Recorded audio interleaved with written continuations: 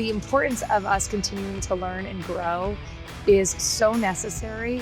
And we will absolutely learn from our mentors, but we will absolutely learn from our mentees as well. So playing both roles is so necessary.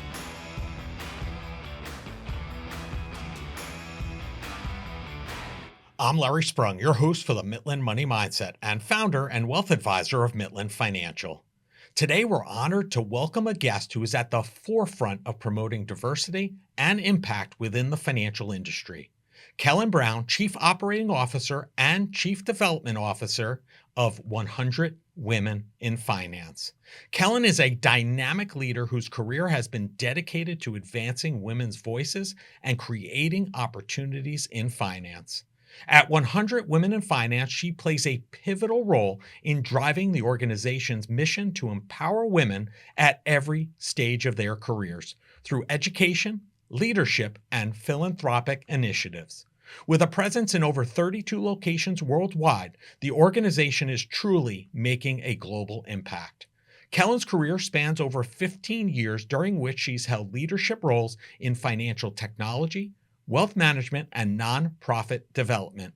Her unique blend of expertise, passion, and commitment to fostering community has helped shape the future of finance for the better. Today, we'll explore Kellan's inspiring journey, discuss the work of 100 Women in Finance, and learn how we can all contribute to creating a more inclusive financial industry. Get ready for an enlightening conversation with the remarkable Kellan Brown. Well, I am super excited today to have Kellan Brown. She is the Chief Operating Officer and the Chief Development Officer of 100 Women in Finance. Welcome to the show, Kellan. Thank you so much, Larry. It's great to see you. Yeah, same. And I'm glad we were able to get to do this. Now, one thing that I like to start out with, because I am always enamored, as well as our listeners, probably even more so, about how people got to where they are today, right? So perhaps, we'll spend a lot of time on your work today and 100 Women in Finance, but perhaps you could give our listeners a 10,000-foot view in terms of how did you get to be the Chief Operating Officer, Chief Development Officer of 100 Women in Finance? What led you there? Great question. I think it actually goes back to my childhood. So for those of you that don't know what 100 Women in Finance is we are a global nonprofit, and our vision is to have 30% of executive seats and global chair seats held by women in financial services. And I think it all started back when I was probably 7 or 8 years old. My younger brother had a heart transplant.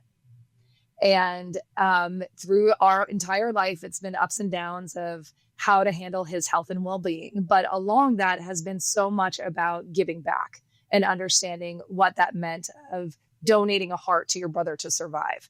Well, then he turned, I think it was 16, my dad had to donate his kidney. And then when he turned 33, my sister also donated her kidney to him to survive.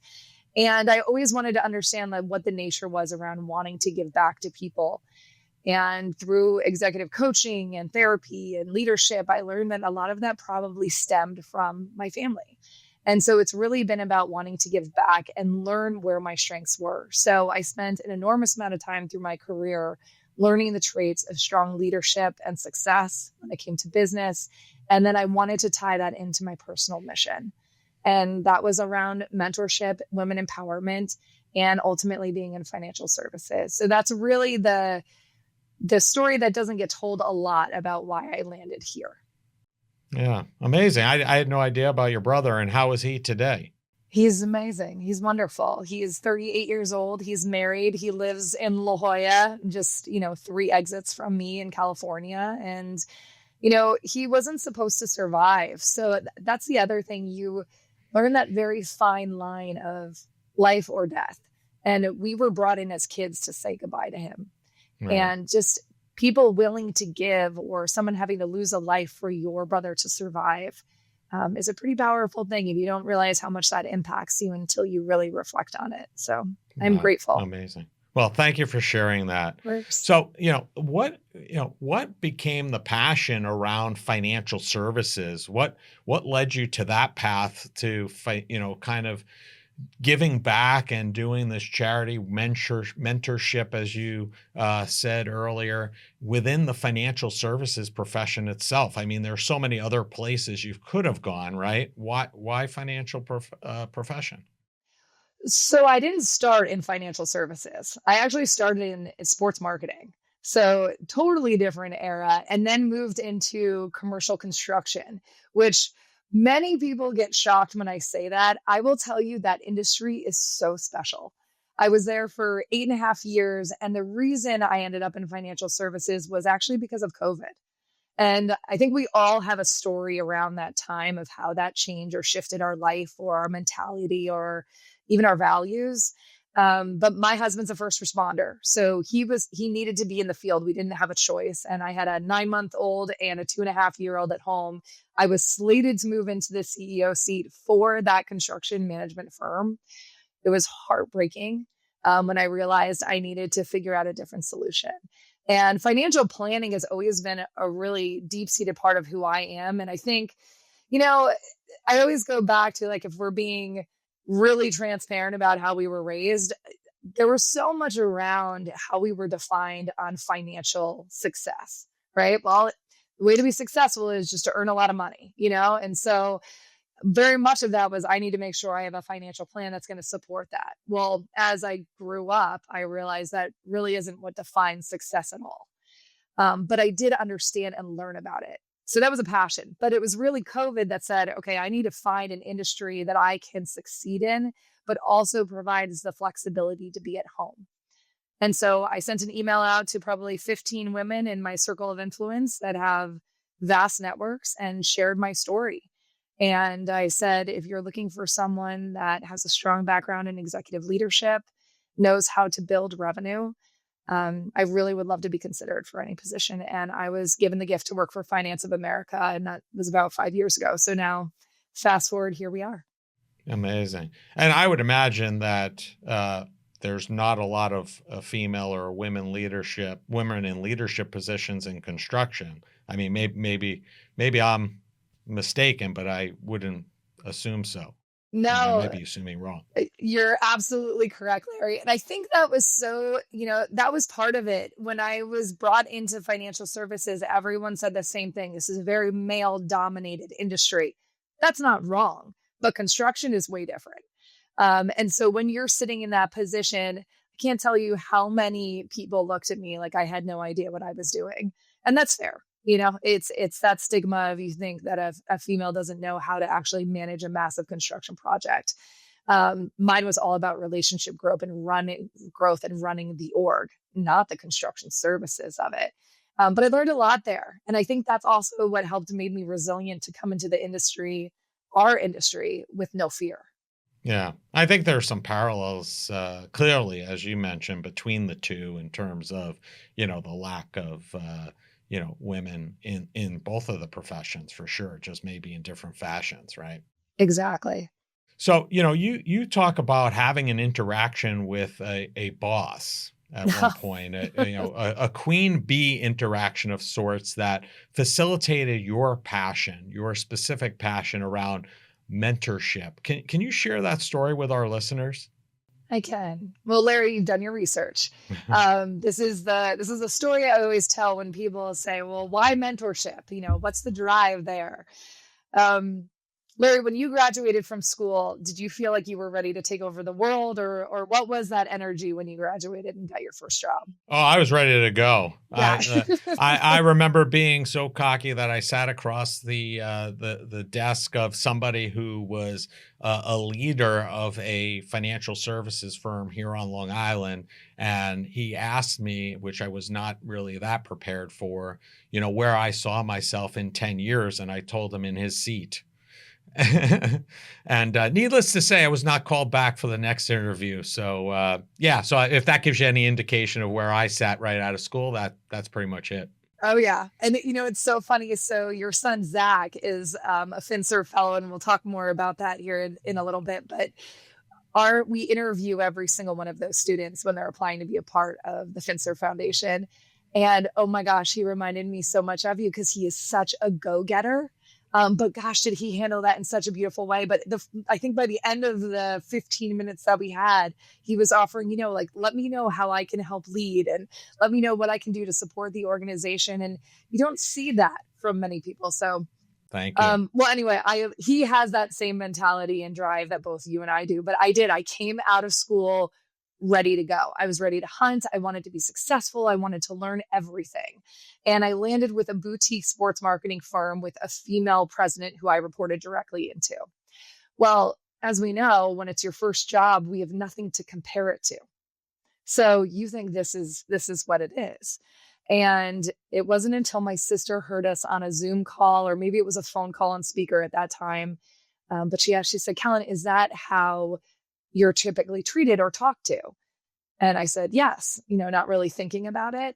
And man, when you take a step back and start to actually listen to how people treat you, it's a little scary. I mean, there was a lot of belittlement. There was very competitive behavior. There was just overrunning and manipulation. And it was wild to me because I'm sitting here right out of school and I'm just trying to go get it. But she did. Right. That was her choice of how she managed people. So I had two roads to go down, right? Do I mirror the behavior that I have experienced from a boss, or do I have the opportunity to entirely change the road?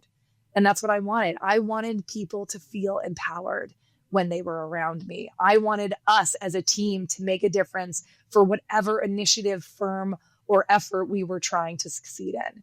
And that's when I started to seek out mentorship and really learn what it meant and how to do it, and then how to implement them into firms when I moved into other organizations. Yeah, amazing. Well, thank you for taking that path, because you've definitely been helpful to those around you by taking that path. And one thing that we've talked about a lot so far, we've used the term mentorship a number of times, and I think that there's, and at least through my knowledge and learning, that there's a difference between mentorship, which is what we've been talking about, and something else called sponsorship. Could you explain, what the difference is between those two, and how they are pretty different in the way that you can help somebody? They are. So mentorship specifically is when you're working with an individual to better themselves so they can use those tools to be successful. These are a lot of programs that are built over a period of time. When you think about sponsorship, it would be as if I said, we'll use Zach as an example.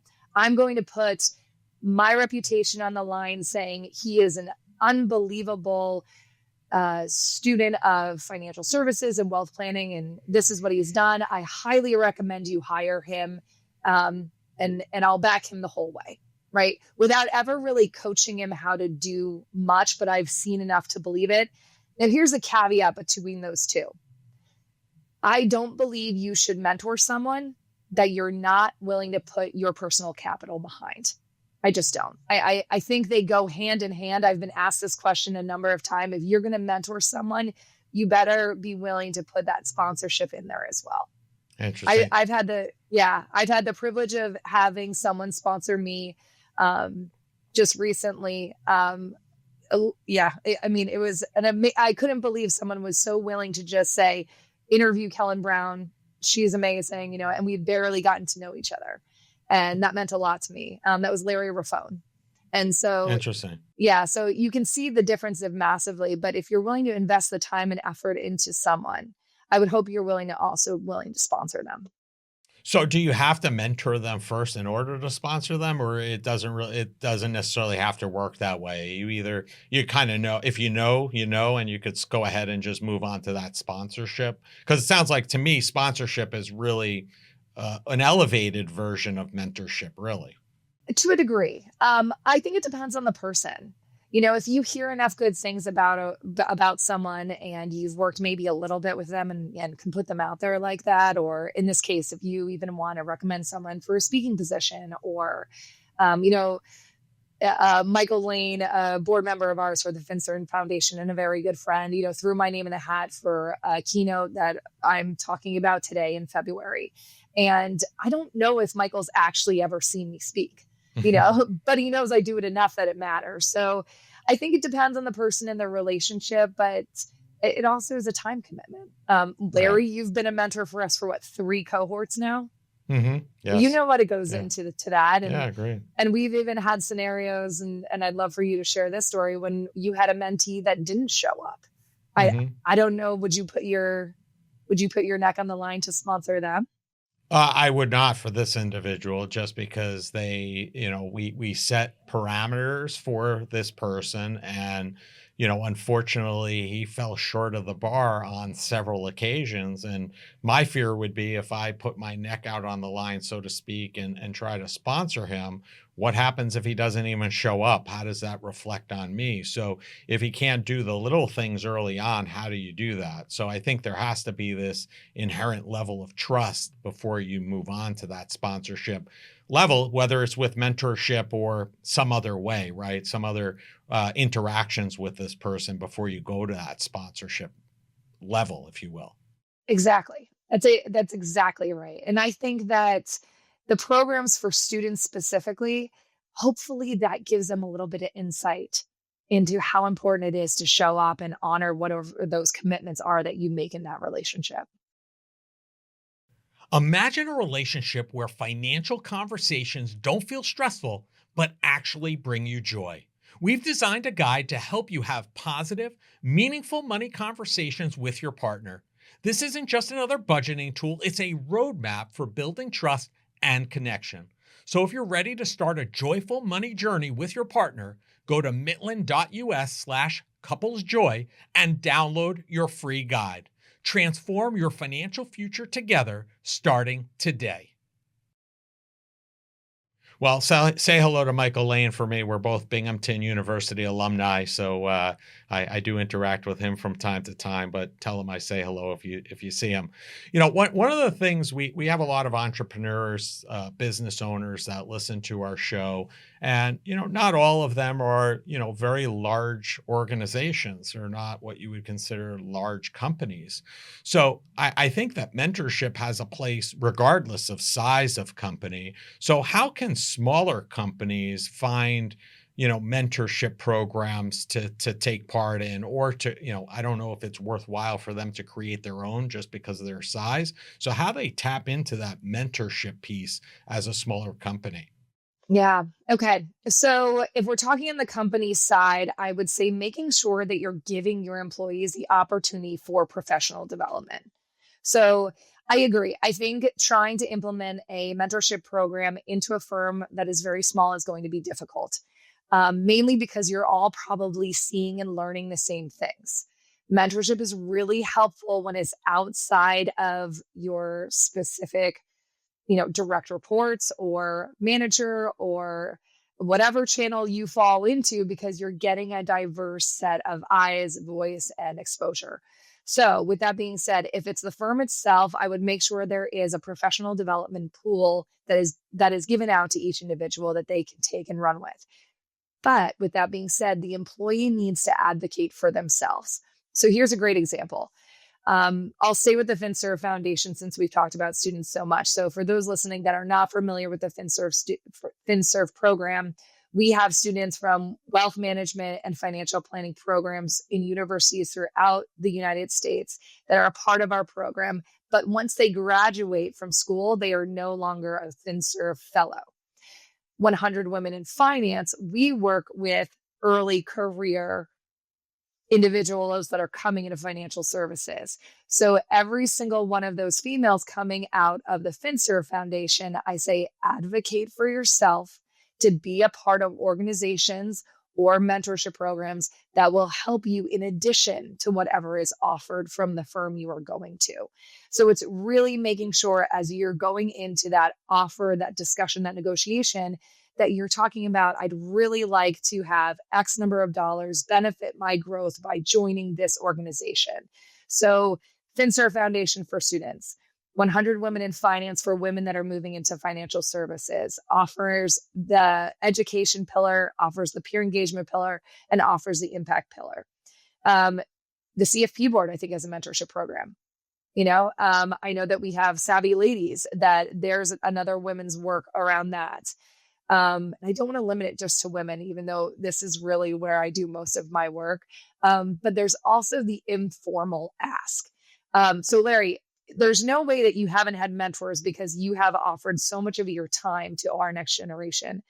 Did you ever have an informal relationship with someone that was considered a mentor to you?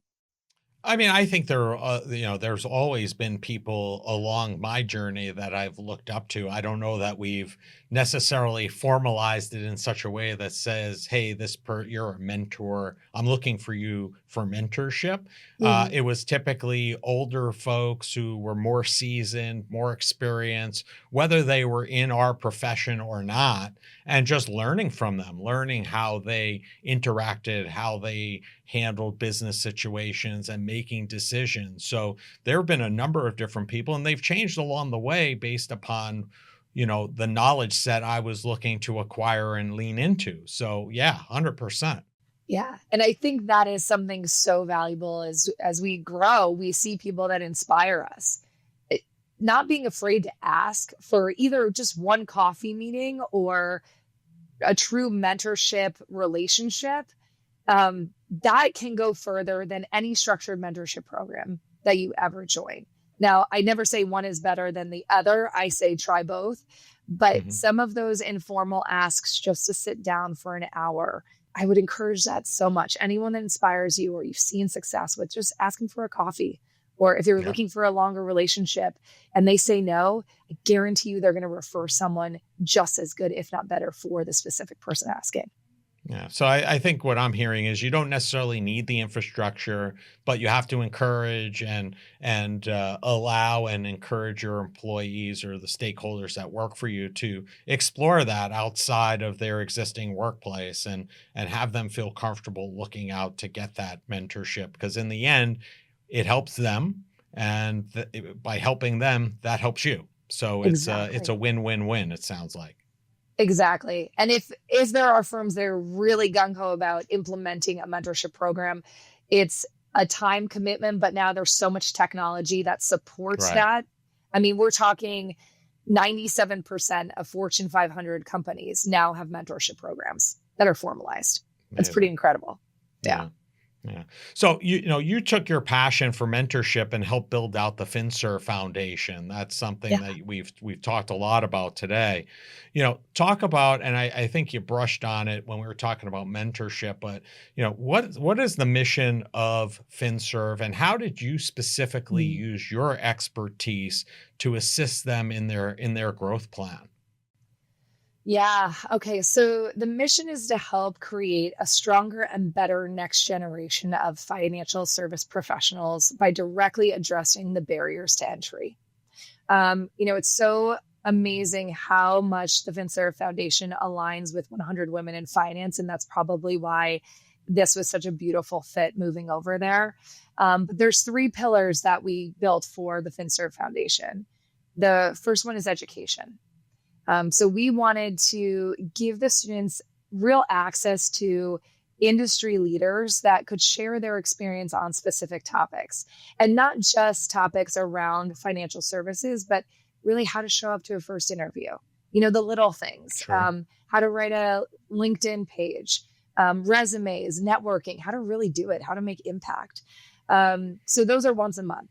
And then on the mentorship side, this was a pillar that was created before I was even asked to join FinServe, and they hadn't built the program yet. It was just more of this vision that they had. And the founder of the FinServe Foundation is Jamie Hopkins. He got wind of me doing a lot of the mentorship talks around the industry, and that I had built one recently for Finance of America. And then again, I was doing this off individually and helping other firms on how to do it. So he brought me in and we built one out. It's been amazing. I will tell you, when you don't have the financial resources to have the technology part of it, a lot of it is done where you're think of like online dating, where you're trying to match properly.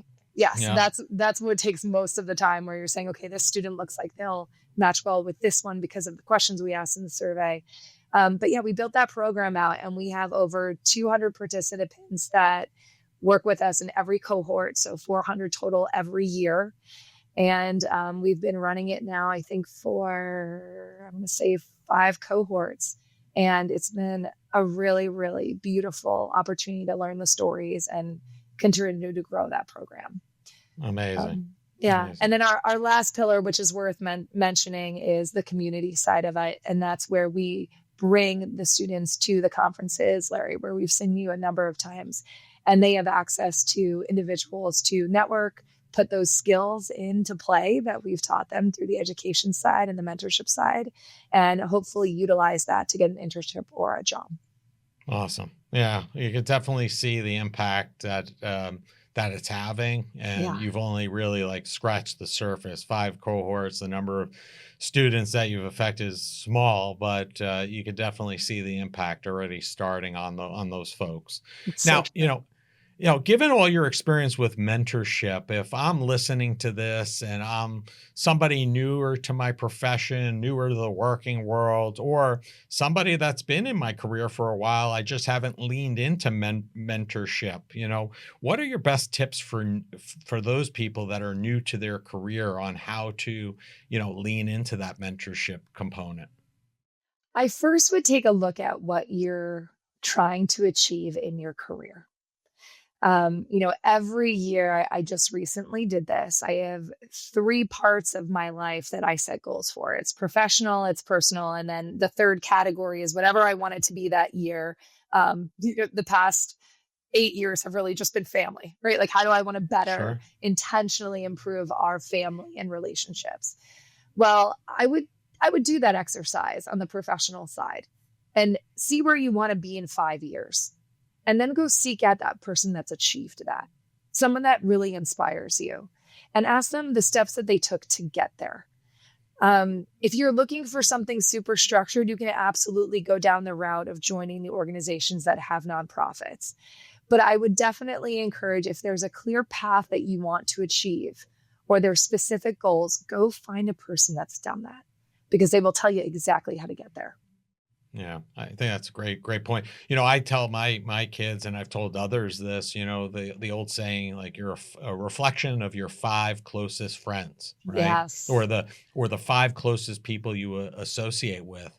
And I say to them, to some degree, there's some level of mentorship in that, because if you look Mm. at those 5 folks, right, I feel like 2 of the 5 should be ahead of where you are and kind of where you want to go, so you can learn from them and be mentored.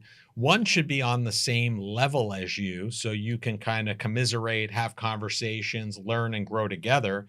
And then 2 of those people should be people that are aspiring to be where you are, but they're not there yet. So you can help work with them and elevate them. And I feel, and that group's going to change, right? Because as you move on to the next rung, that circle of 5 is going to change accordingly as well. And I think, that's something, I don't know where I picked that up. If somebody told me that along the way and I stole it from them, and I'm not giving them credit for it, I apologize. But it's really something that's resonated with me and I've talked about quite often, because I think it's a great way to kind of look at, mentoring others as well as getting the mentorship that you need or want. It's so true. And what do they always say, Larry? If you're the smartest one in the room, you better leave the room. Yeah, It's agreed. it's Agreed. so true. And I love that. I think one of the big pieces too is, if you are looking to become a mentor, um, make sure that you have one yourself. Hmm. The importance of us continuing to learn and grow is so necessary. And we will absolutely learn from our mentors, but we will absolutely learn from our mentees as well. So playing both Yes. roles is so, so necessary. Agreed. I think I learn more from the people that I mentor than, other people sometimes, because they have interesting, ways of thinking about things that I've never even thought about. So, as somebody like yourself who's taken their core skill set around mentorship and successfully transitioned from, one industry to another, What advice do you have for somebody who may be thinking of doing or seeking to do the same, taking that skill set and transitioning? Okay. I love talking about this because I struggled to figure out how to switch from one to the other, especially when I was in the construction industry and wasn't really ready to leave. But I really had found such a great home there, but I knew I couldn't stay in it for the scenario that we were in with COVID. So the most important thing is take the actual industry out of your work. Like if you were to completely remove everything that you do in that industry, what are your strongest traits? For myself, it was, okay, I can build teams. I'm really good at building relationships. I know how to ask to close the deal. And that was a really big one, right? Okay. So revenue has always been part of my career. I think I started out making $30,000 because I wanted to see what I could do on a high commission structure. It was the best thing I could ever do for myself. It was such a fun experience. I will always talk about that if anyone asks. But pay attention to what you're really good at when it has nothing to do with the industry, and then lean into that. So build out your resume and your core competencies around that. All you see in my resume is executive leadership. It really is. I've spanned across 3 different industries as an executive leader for 15 years. I'm a revenue driver and an industry mentor. It doesn't actually talk about what industry that I'm in. Mm-hmm. So I would say lean into that, know the values. And if there's a specific role that you're applying for in a different industry, there is so much AI now that is playing into this. Use those keywords. Pay attention to what they are really, really want and put that into your offer letter or the recorded interview or the resume itself, so that they know that that's what you're looking for. But anyone that's looking to move or transition over an industry, that's one of those moments where I say, grab my email from this podcast and let's talk. I'll give you 20 minutes at no cost and tell you how to do it. Right. And then I guess you could also add in, if you know somebody who's willing and able to sponsor you to get into that new industry, that's a great tool to get around the AI keywords and all that stuff that might filter you out when all's said and done. Well, that's actually the most important thing. If we're talking about jobs specifically, oh my goodness, your network is your greatest asset. It really is at the end of the day. When you have an introduction into anything, that is what's going to help you close the deal fast or slow. You're going to have to foster those relationships, never burn a bridge. We hear that all the time. That is so, so important. I can tell you right now, if I wanted to go back to the company that I left, I know that I would be offered a position there. It is so important to make sure that you foster those relationships and never leave a bad taste in anyone's mouth. Agreed. And I agree. Your network equals your net worth as far as I'm concerned. So is that another one, Larry? That is another one. I don't know. Larryism? I don't know. I can't take credit for it because I'm sure I stole it from somebody else along the way. I heard somebody say it and it stuck with me. But, Kellan, it's been a pleasure having you on the show. We end each of our shows asking our guests the same final question, because this is the Mitlin Money Mindset and we are all about joy. And that is, what did you do today that brought you joy and put you in the right mindset for success? Well, it's 9:00 in California right now. So I will tell you, when I was thinking about this question, I have put myself in a position to define my days and create flexibility that brings joy in every piece of it. So this morning I had the privilege of taking my kids to school. They go to school early, which is wonderful because I get to start my day early. Yeah. But that moment is so, so important to me because I want to be a present mom. That's one of my goals in life. And then I'm looking at my calendar right now, and I had the privilege of talking to you for an hour. Larry is one of our most, I would say, present mentors, attends all of our training programs. You don't typically have to do that when you've already attended once, and that means the world to me. So this just connection and touch base is wonderful. And then I'm about to jump on a call for the keynote for SAI. I'm meeting with one of my founders for a board that I sit on for a fintech firm, and I'm meeting with one of my mentees, as well as I think 6 other calls in there around my day job. So Awesome. That's what brings me joy. Yeah, well, enjoy dropping the kids at school because I thoroughly used to enjoy that, and now they drop me off at work so they could take the car when they're actually home, right? So I get it. Enjoy those moments. But so, if people want to learn more about you, Kellen, or learn more about your story, or 100 Women in Finance, right? We're gonna have all your information in the show notes. But what's the easiest and the best way for them to do that? Yeah, find me on LinkedIn. I am one of those that unfortunately is not on Facebook or Instagram. But find me on LinkedIn. You can follow my story there. And if you ever do need support or help or an introduction to a mentor, I would say reach out to me at kellan.brown at 100women.org. And our website regarding women empowerment and women in financial services for 100 Women in Finance is 100women.org. Awesome. Well, thank you for the time. I appreciate it. And be sure to enjoy your day. Thank you, Larry. You too. I want to thank Kellan Brown for being a guest on the Mitlin Money Mindset. Kellan is a true leader in financial services, and the impact she has had on the profession in her career thus far is immeasurable. Kellan is a mentor in the very heart of the word mentorship, looking to help anyone that is interested in learning or being helped. I've had the pleasure of working with Kellan in the FinServe community, and she is someone that is helping move the profession forward each and every day. Kellan Brown and 100 Women in Finance can be found across most social media platforms. All the contact information needed to find them can be found in the show notes.